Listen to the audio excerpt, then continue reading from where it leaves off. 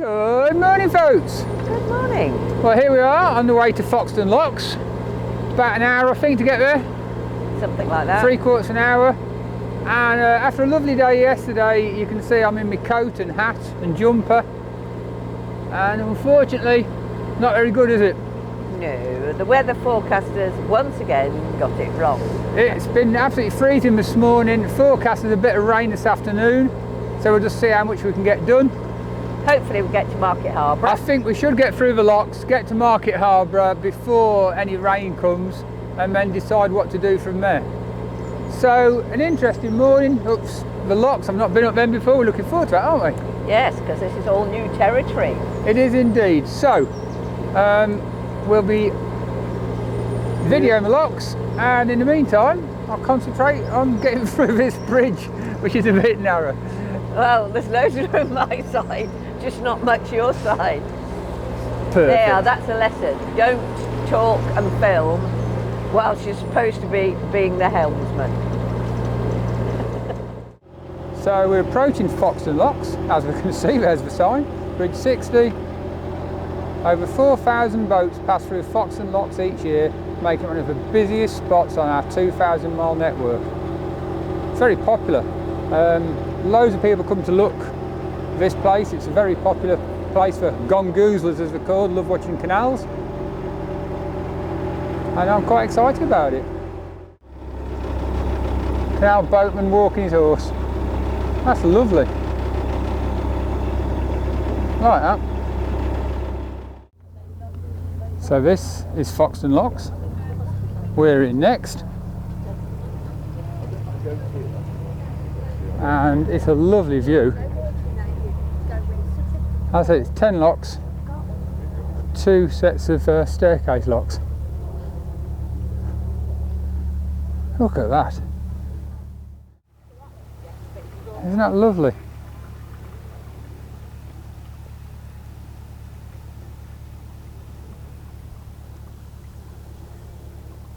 And we've got side ponds which are still being used. Canal Museum, hopefully I'll have a look in here later. Wow. And here we are in the top one. Okay. Yeah, that's fine. Best to get back on board before it sinks. I mean, drops down the lock, not sinks. So that's the first lock emptying. There's the sill, not much of one.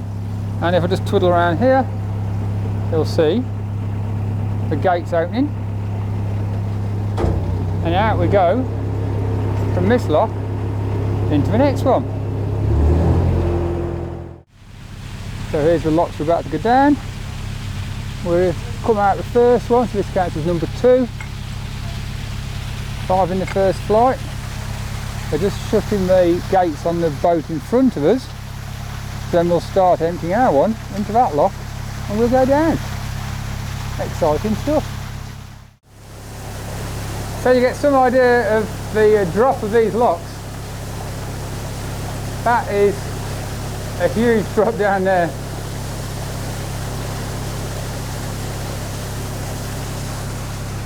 And the next gate is probably the same size. They seem pretty much similar all the way down. That's now opening. I'll probably have to go back a bit, I'm not sure. Hello. How you getting on, sweetheart? Doing good. Remember, red first, white second. Which one drops it in the side pond? The white one. Ah, okay. So Lynda's up there doing that, enjoying herself. Doing the work as normal. Here we are, walking down to the next one. I'll walk past the white one, straight to the red one. Could you do it straight away, the red one? Is that, Yeah, red first. you don't have to wait. Well, you do. You have to wait to make sure that the one in front's empty and that they've gone through. Like I had to wait previously because it hadn't gone through and the gates weren't closed. Lynda's doing a favourite thing here, chattering away to the You most gongoozlers. certainly can help me. Girls, you have to wait for the water to go down and She loves a good natter away. We'll get- And we're heading down, down, down, down. want to help. So that's the last one of the 5. Next one's empty, straight in. That boat's obviously waiting to come up. There you are, there's the staircase locks. And Lynda's just been told to get winding. I'd bet to, there she is, winding furiously. So we're out this one. Lynda's doing her job. There's a bit of rain. She's recruiting the local visitors to come and help.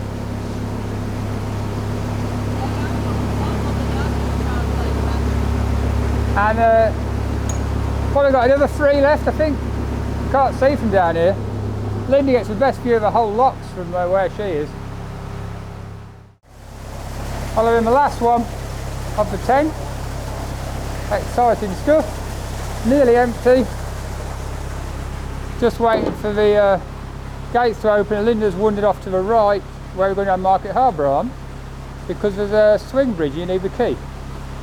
So I've come out by myself, turn right down to Market Harborough Arm, and I'll meet her there. Thank you for your help. Appreciate it, mate. Have a good day. Thank you. Right, sharp turn here, so I better concentrate. So there's the locks, the pub we're not going to, gift shop, cafes. Not sure what that is off to the right, Bridge 1A. And Lynda rattling on, no doubt, to the locals about the swing bridge. So we've made it to the end of the Market Harborough Arm. And we didn't film much down, did we, Lynda? It's raining. It's right. It weren't heavy, but it was spotty, just that right. It was the rain that gets you wet. I knew you'd say that.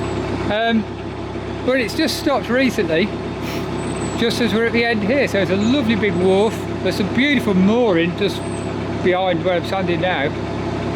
So we can turn round, have a look round here. Probably more for the night and go and have a look at the town. And although the arm's quite neglected, they've been working on that footpath. You can see the towpath was tarmacked for about, what, a mile back, Lynda? They've been doing that. The whole lot's been redone, full wheelchair access kind of thing. So yeah, nice. Right, I'm going to turn around now. Here's the wharf, Market Harborough. Posh restaurant there. Boats everywhere, mooring. Lovely wharfside housing. And ducks. Market Harborough is an amazing place. That's 1614, a school building on stilts. The Battle of Naseby just up the road. This fabulous church here, whited out now.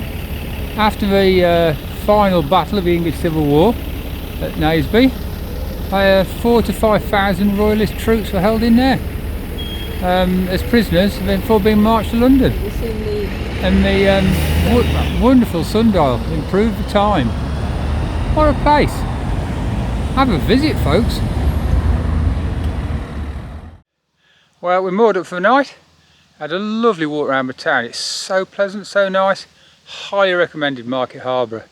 And the wharf at the end, where there's some mooring if you want to pay or free here, is absolutely wonderful.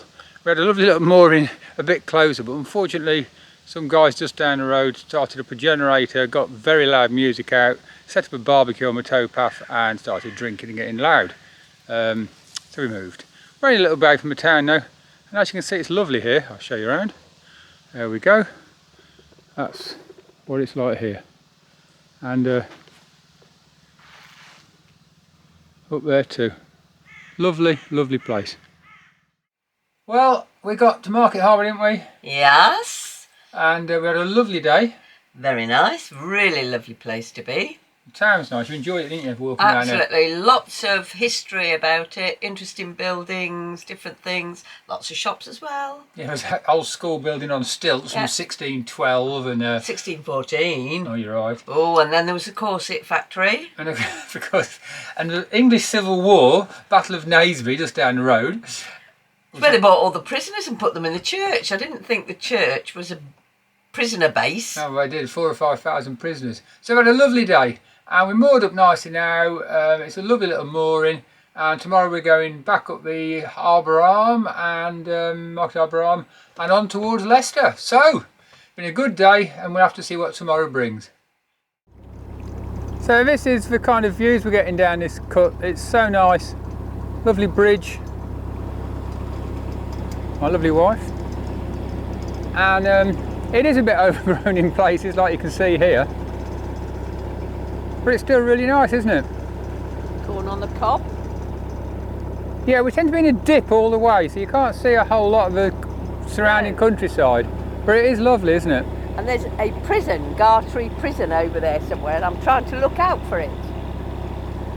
It's supposed to be famous for an escape with a convict and a helicopter Well, and a rope. We'll look for that. Lots of dragonflies here. We're enjoying the dragonflies and butterflies. So this is the swing bridge, bridge number 4, and it's an absolute pig. So I've had to get off as well, because how easy was it to move it, Lynda? I couldn't. I absolutely couldn't move it. You have to lift this lock thing. While you're lifting that, push it, and even when I managed to get the lock bit over the lip to push, with all my weight, I could not do it. I pushed and pushed and pushed. And when I came I nearly had a heart attack pushing it. And when I came to help you, as soon as I stopped pushing with you, it almost stopped, didn't it? It was so hard. So I've moored up and we're going to go and have a go now. Come on, then, let's go and sort it out. Now this is an unusual sign. Pub or tea room, this way. Well, is it a pub or is it a tea room? Or is it a pub and tea room? Strange. Which would be a much better sign to say if there is both a pub and a tea room. Right, let's go and get this bridge done. So that went click. I can now pull this across.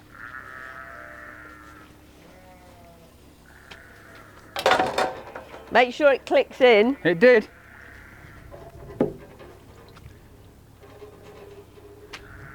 Now what I might do, because I've got to get in the boat, is push it from here while Lynda pushes it from there. So, let's see if we can do it. First of all, I've got to click this up. It's a complicated business. Ready? Yep. Keep pushing. I am.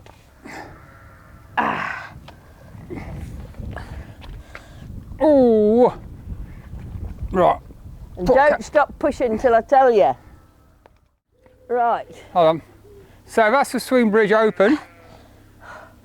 Look, that'll do. And I've got to go back to the boat, come through, moor up and help her shut it. So Lynda's doing her utmost. Oh my God. This is, Britain's it's strongest ridiculous woman. how heavy that is. That should be electrified. I doubt it. There's about 2 cars probably coming this way in a year. So we moored up at the bottom of the locks. We come from the right over there, and the locks are behind me here. I was going to look at them because I only saw them from in the boat and you can't see as much. It's really good, isn't it? I mean, look how nice those are. An impressive picture. You're probably best up in the air with a drone. Very nice. So here we are looking at the bottom lock, little shop, and we're off to the left. I'm going to go now. So it's totally changed the countryside now. We're out the Market Harborough Arm. Back on the Grand Union main line. It's really, really pleasant. Or Leicester line. And Lynda's on the helm again, and I've got a new seat. I'm sick of her being higher than me, so I'm now sitting on the roof. I'm not sitting, I'm standing. Look, there's my foot. It really is pleasant now, isn't it, Lynda? You enjoying this? Yeah. Lynda's standing tall to try to get as tall as me, sitting on the top.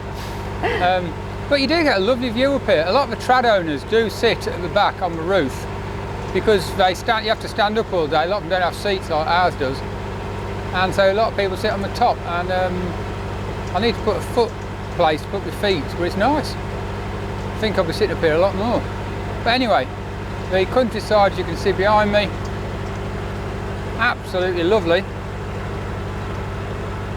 Very nice. With, of course, the added bonus of the sun's out, and there's a cup of tea in the pot, which is about mashed and ready to get. Excellent. Well, this section of the canal started off broad and very open, but as you can see now, It's very, very reedy. There was a sign saying it's what do you call it, SSSI, Site of Special Scientific Interest, and goes slow to not disturb the wildlife. I mean the pondweed and all that kind of stuff, and the reeds and rare plants. But actually there was also wide beams on this bit, so if a narrowboat came, there ain't much room down there, or down there. Some of it's been even narrower than this, and the wide beam came, God knows where we'd go. But it really is very, very weedy. I mean, back there is the towpath side where you moor. I don't think we're going to moor in there, do you, Lynda? I don't think so. So we're approaching Saddington Tunnel, which What's is it called? Saddington, Saddington. and it's 881 yards long, and apparently host to bat colonies. So we have to look out for bats, so they won't come out in the middle of the day, will they? Bats. Ugh. Mm. You don't like bats, eh? Pipistrelles, I like. Well, you're not sure what bats it is. So here's the tunnel, and I'm not sure how early it was built, but the really early ones were bendy and twisty and all over the place, and the later ones much, much straighter. Well, this says 883.6 yards. It says 881 in my book. Oh well, 883.6, that's exact. Anyway, so we're entering the tunnel. It's dead straight. Well, it looks dead straight. I haven't been through it yet, we'll see. And the entrance you can see out to the side. 1814 to 1918. It's a long time it took. I think that was a rebuilding. And because it's so light behind us, it's such a straight tunnel, it's actually quite light in here still. Not as light as it looks on the camera. But yeah, easy. Nice big wide tunnel, higher than some we've been in.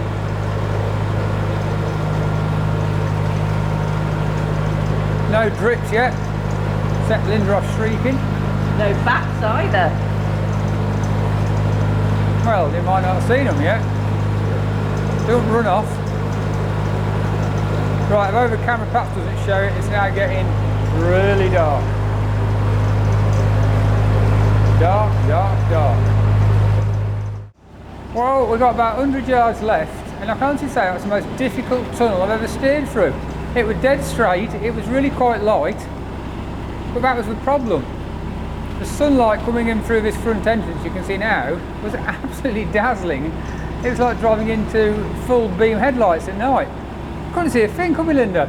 No, and I didn't see any bat colonies either. If there were any colonies of bats, that might have been in a colony of 1 or 2. Finally exiting the tunnel. That took a while.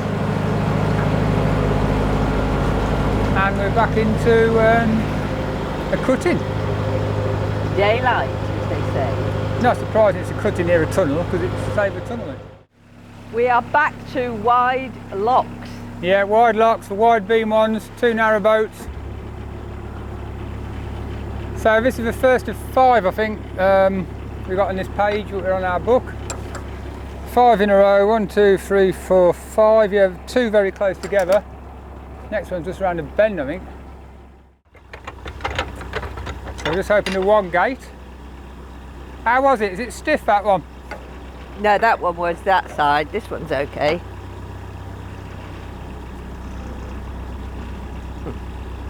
So out of this one, a 4-bore. So we just left that one.